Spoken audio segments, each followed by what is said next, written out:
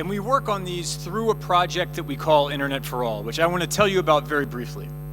So Internet for All is a project of the World Economic Forum begun in 2015 to drive internet access and adoption globally, to connect the nearly 4 billion people worldwide that do not use the internet. So what does this mean? How do we do this? It's a platform-based approach, which means we focus on making sure the right people are in the room, have a structured space for interaction, and we work on accelerating innovations, coordinating investments, facilitating partnerships, strengthening the policy regulatory environment, and aligning programs. We do this in country projects in Africa, as I mentioned before, also in Latin America, in South Asia, and in the Middle East. How does the project work? Well, we have a methodology we do in every country. It starts by gathering together the community. Who are these 75 or so organizations in any country that need to be involved if we're going to have partnerships on driving internet inclusion? Amongst this group, let's establish a vision. What do we aim to achieve? How are we going to operate? We set up a governance structure that includes a steering committee, includes a country-level secretariat, and is based around working groups and project partnerships.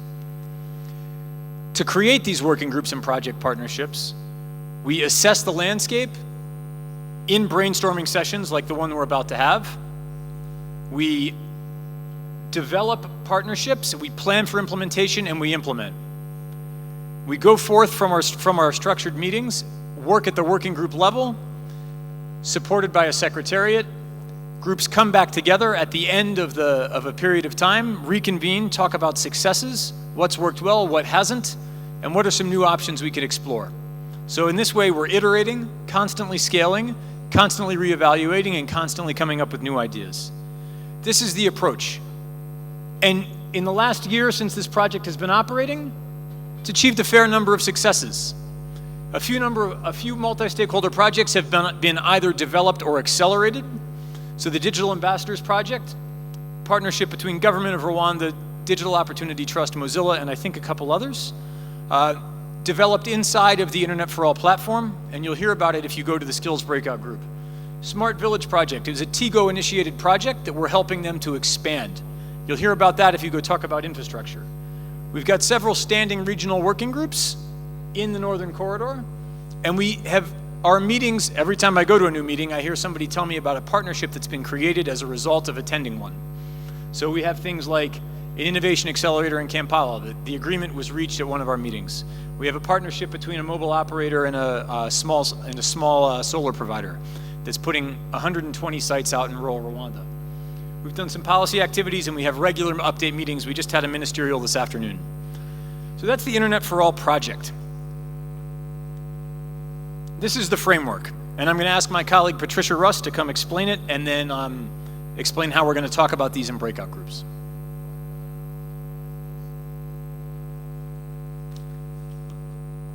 Okay, thank you so much, Eric, for this great presentation. My name is Patricia.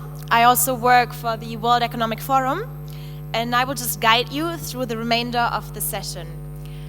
So as you can see on the agenda, we will split into breakout groups to brainstorm about collaboration activities later on. These breakout groups are centered around 4 topics. And these 4 topics actually align very much with the GSMA framework that we have seen just now.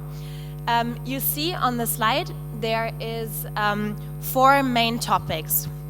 So what happened last year was that the World Economic Forum did some research on what actually is needed to close the digital divide. Currently, there is 4 billion people in the world that are not connected to the internet, 55% of the world's population. And we have identified the main challenges to internet access and adoption, and I'll quickly go through them here, and then later on we will split into breakout groups, and one of each will treat one of the topics you see on this slide. So firstly, infrastructure. Infrastructure is probably the biggest hurdle for poor countries, and for countries where a large part of the population is living in remote areas. When we speak about infrastructure, we mean broadband connectivity, mobile, but then also things like electricity that are a prerequisite to connecting to the internet. Secondly, affordability. There are devices. You need to be able to afford devices. And then there's data. May this be through a pay-as-you-go plan or through a mobile subscription. In the third box, the bottom left, you see skills. What we mean with skills is, of course, digital literacy. Part of digital literacy is, of course, literacy, the ability to read and write. However, surveys show that people that are in theory or in practice even able to use the internet many times do not do so because they don't see a personal benefit from using the internet. That would be the awareness part. And then lastly, the cultural acceptance. In some parts of the world, women, it's not fully accepted for women, for example, to go online, surf the internet, have their own device, which is why women are still 50% less likely to be connected than men. And then lastly, we have content. What I mean with content is relevant content that interests the people that go online, and of course local language content. I just read an article last week that there's 17 million people in the world that have no reason to go on the internet because the content is not in a language that they speak. So that was the framework. And now we will move on to the breakout discussions. As I said already, the objective of the discussions is to brainstorm about collaboration opportunities and to come up with tangible projects. And how we'll get there is that we will physically go to the four corners of the room. So each of you can choose the topic they would like to contribute to. Each group will have a discussion leader and a fire starter as far as they are present now in the room. So the discussion leader will steer the discussion and then at the end report back to the plenary.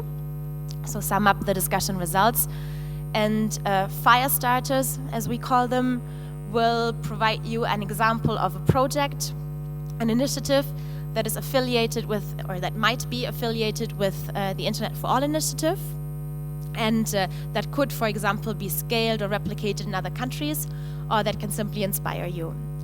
So let's start with the infrastructure breakout group. We have Shola Sani as a discussion leader. Shola, can you just raise your hand once again or stand up?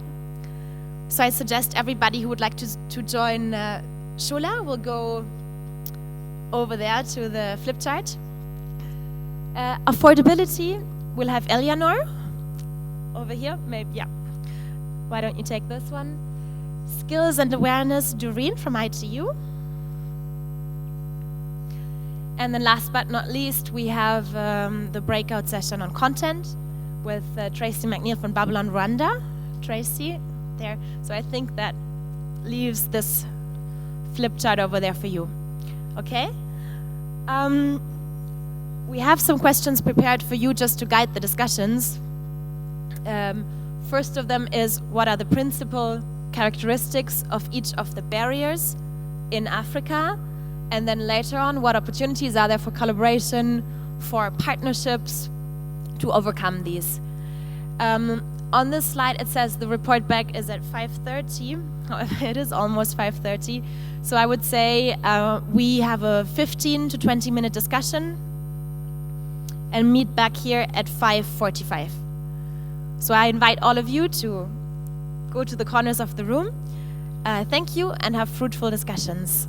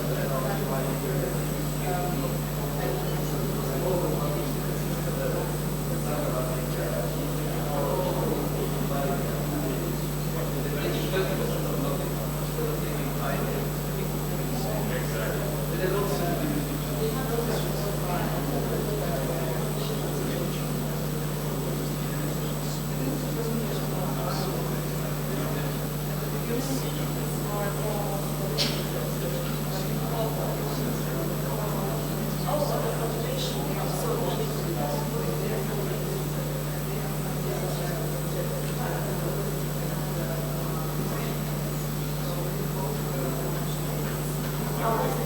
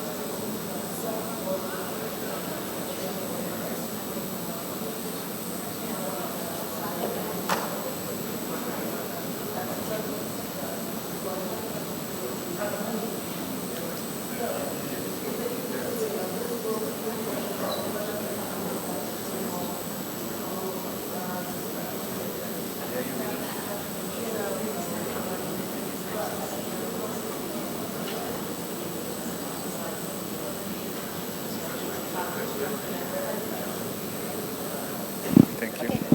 Put it on. Okay, everybody. Excuse me. So let's use the last 5 minutes for the wrap up. It's almost 6 o'clock. I hope you're ready, and of course, feel free to continue the discussions afterwards if there's still a need to talk. Is any discussion leader volunteering to be first in presenting?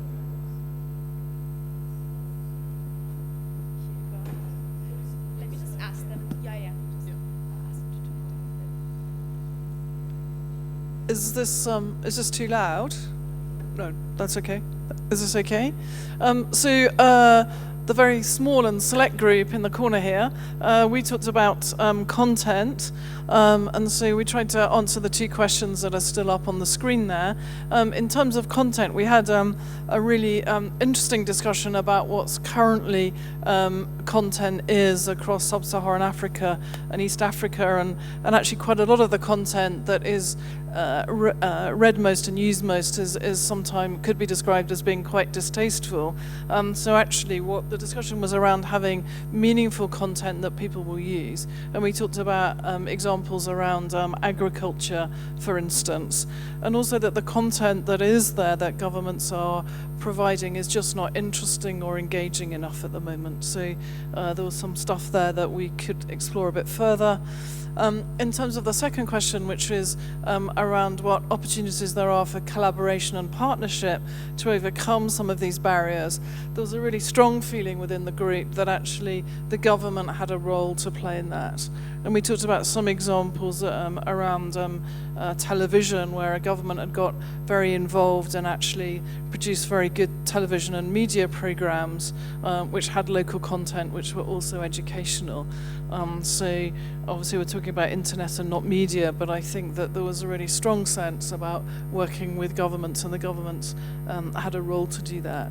And then we also talked about using initiatives like Fab Labs, where you go into rural areas that are sponsored by the government and by partners, where you encourage much more access to internet by having useful content in rural areas.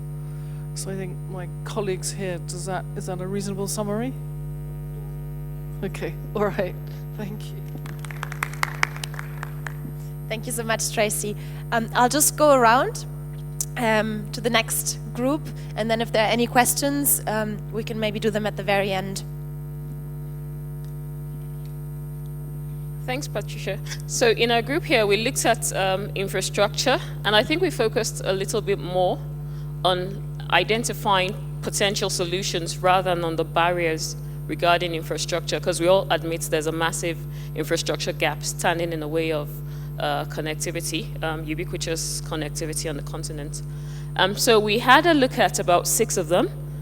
Some of these are existing initiatives, and some of these are new initiatives that the Internet for All platform could consider, with the consent, of course, of the people who volunteered the suggestions. So we looked at the Smart Village initiative being powered by Tigo in collaboration with the Rwandan government.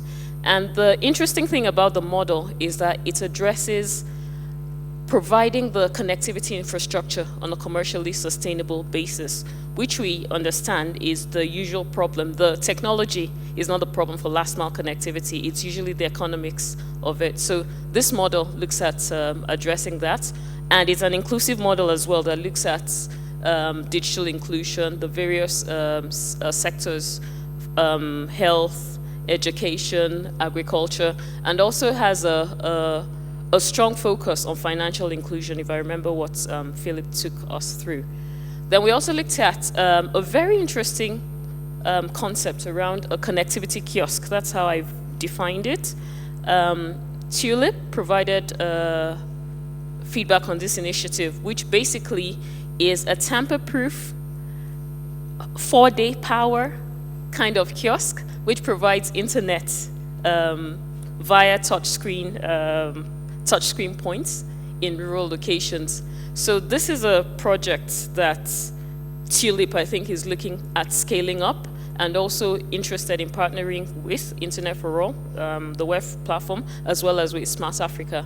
So I think we can legitimately label this as one contribution in terms of an idea that's very novel to this platform. And of course, I may not do justice to the initiative in terms of explaining it, so please feel free to reach out to Tulip beyond here. The third thing we looked at was yet another interesting initiative around financing for infrastructure. And I think what stood out for us, the gentleman left, I think. Okay, he's there.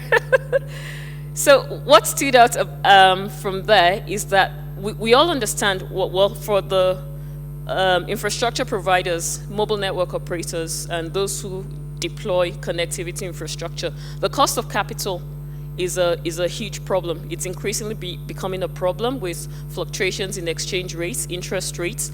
But what this solution provides, and correct me if I'm wrong, is a model for lowering costs for capital, zero interests, hard digital currency is what this solution offers. So it's a virtual type of currency which takes away the need to purchase infrastructure in USD, for instance, and requires the backing of governments and financial and local financial institutions to make it work. Okay. Okay. All right. Any takers as yet in Africa? No. Not yet. Okay, so that's an opportunity area.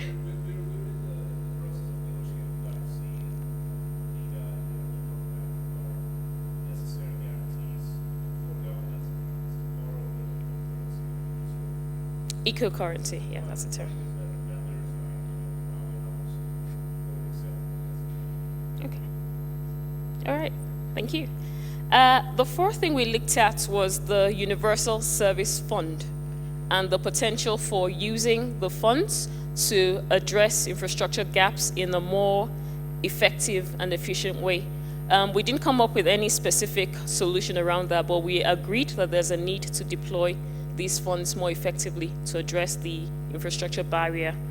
And then we looked at the very interesting innovation, which Rwanda would probably be familiar with, by Mobisol, which is basically a pay-as-you-go loan scheme, which allows people in the rural areas, for instance, to acquire a device that provides both power as well as a mobile device, which can be charged on the basis of pay-as-you-go payments from the mobile subscription. So what this does is to drive connectivity in terms of your access to power. This is energy connectivity now, and then also addresses the device ownership problem and to an extent affordability, because as we understand it from Mobisol, the loan, quote unquote, is provided like on a 3-year basis, and then the subscribers can pay from their phones till they defray the cost of acquiring the device. And it's solar powered as well, in case I missed that.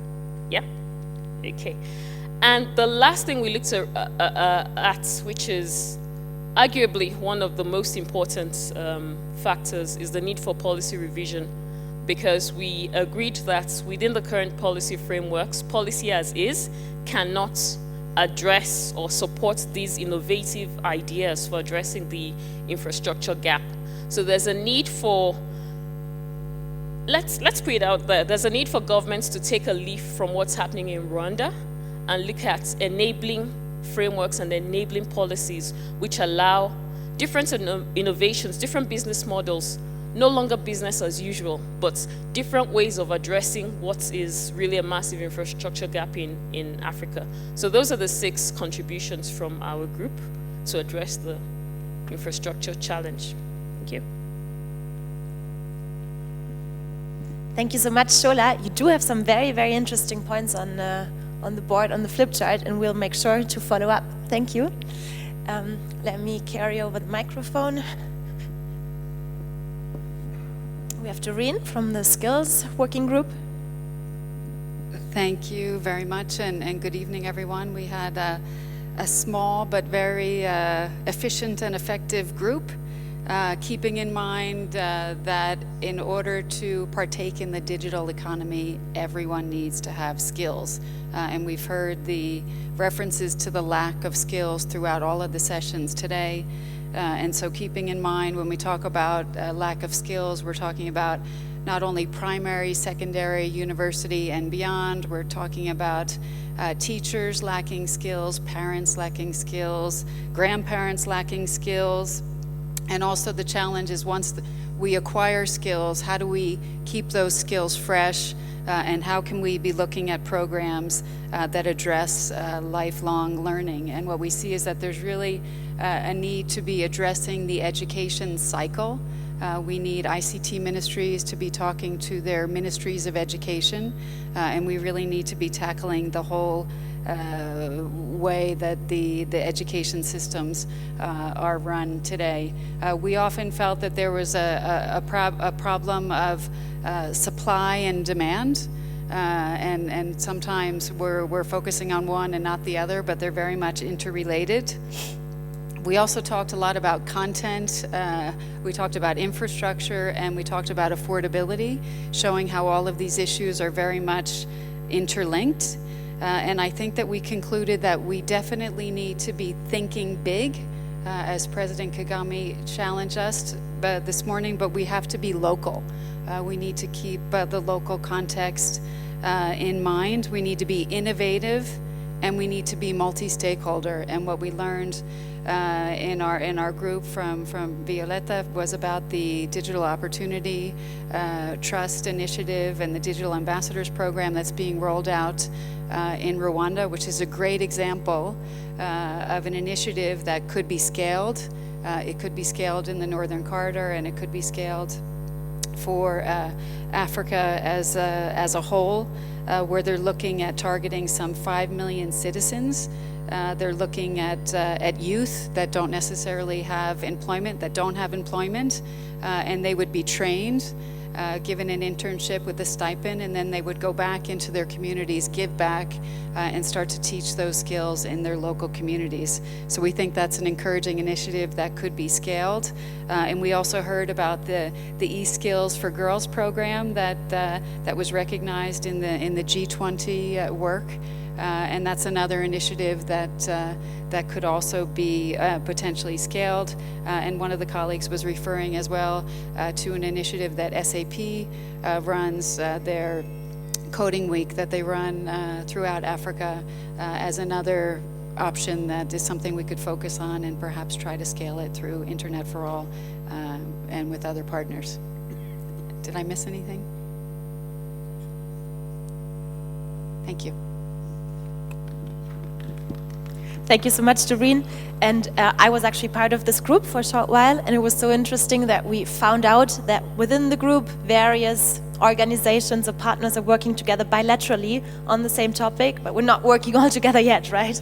So we will get there. And last but not least. Hi, everyone. I noticed that quite a number of groups have mentioned things which are interlinked with affordability. When we looked at affordability within our group, we looked at some of the factors that affect affordability. And one of the things that came up was income levels. And that's because of the nature of work generally in Africa. Most of the work is daily. There's a lot of manual labor. So there's a need to relook at the product segmentation for the bottom of the pyramid. And one of the things that Vin, who is with the telco, mentioned was that they're going to look at how to make the entry points much cheaper for people at the bottom of the pyramid, because they tend to buy, for instance, they tend to buy credits, they tend to buy phones at a much lower level, but on a more regular basis. And so it's important to look at how to make it much cheaper for them. We also talked about the loan schemes by Mobicel, which Shola has extensively talked about, tying its loan schemes to solar power and how to, and given a length of time for the repayback period. So that's a very good initiative I think that Internet for All should look at. Also, government taxes and multiple legislation and taxation is a big problem that affects affordability. Naturally, once there are increased taxes, it rolls onto the services that consumers are going to be using. And we feel that the WEF has a very wonderful opportunity because you have a strong convening power.